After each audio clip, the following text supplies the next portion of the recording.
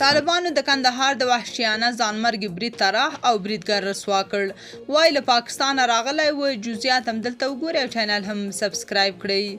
څه موده وړاندې د طالبانو استخباراتو اړوند المرصاد رسنۍ لیکلي و چې داعشیان پاکستان کې روزل کیږي او افغانستان ته لیږل کیږي. ښکاري چې دا ادعا په حقیقت بدل شو.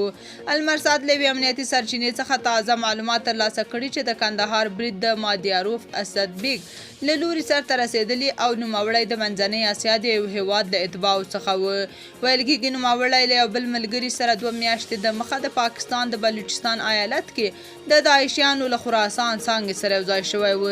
دوی دواړه په تیرو 2 میاشتو کې په بلوچستان کې تر فکري او عقیدوي روزنې لاندې و. مادیاروف اسد بیگ له برید څخه څو ورځې د مخه کندهار ته داخل شوی و او د کندهار برید یې ترسره کړ.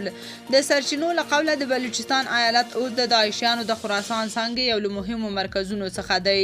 په دې ایالت کې داعشیان پټنځایونه، د روزنې مراکز او د بم جوړونې ورکشاپونه لري.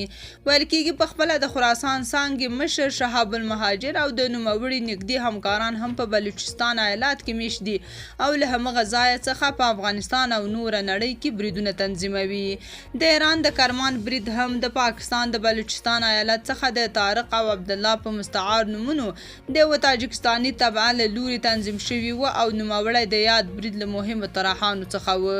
د یادونې وړ ده چې په پاکستان کې هم داعشیان د پوځ سیاسي مخالفین، د غرب مخالف دیني علما کرام او پاکستاني بلوچ ملتپال په نښه کوي. تاسو په دې اړه څه نظر لرئ؟ کومنټ کې شریک او چینل هم سبسکرایب کړئ.